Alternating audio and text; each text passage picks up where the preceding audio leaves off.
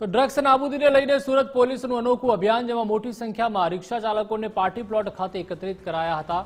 રિક્ષાની પાછળ નો drugs in Surat સિટીના banner લગાવવામાં આવ્યા।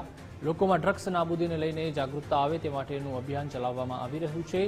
સુરત એસઓજી દ્વારા ડ્રગ્સ નાબૂદ કરવા તમામ પ્રકારના પ્રયાસો થઈ રહ્યા છે।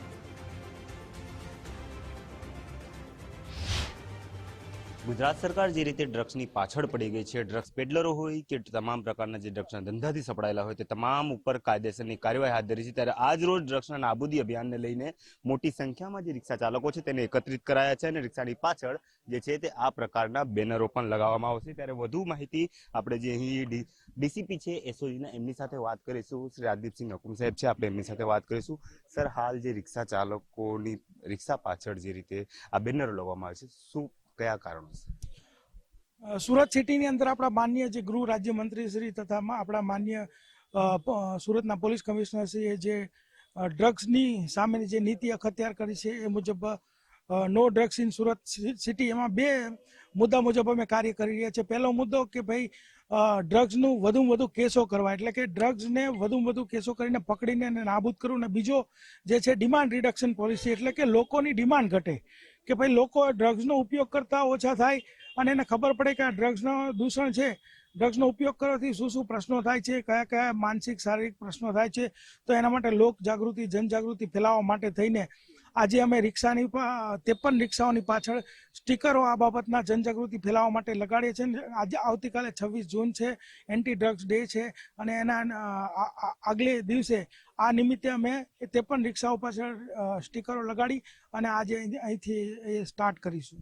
ગયા સમયમાં આપણે જે રીતે જોયું છે કે મોટા મોટા બેનરો લગાડવામાં આવતા no drugs in Surat city, પરંતુ આજે રિક્ષાની પાછળ જે લગાવવામાં આવી રહ્યું છે તેનું શું કારણ હોઈ શકે? એનું કારણ એ છે કે રિક્ષાઓ છે એ આખા સુરત સિટીમાં તમામ જગ્યાએ ફરતી હોય છે। રેલવે સ્ટેશનથી માંડીને તમામ જગ્યાએ રિક્ષાઓ અવેલેબલ હોય છે। તો લોકોએ જે બેનર છે વાંચે તો એને મનમાં જાગૃતિ ફેલાય કે ભાઈ ડ્રગ્સ છે એનાથી ખૂબ જ શારીરિક અને માનસિક નુકસાન થાય છે, એટલે એ આપણે સેવન ન કરવું જોઈએ, એના માટે આ લગાવવામાં આવે છે।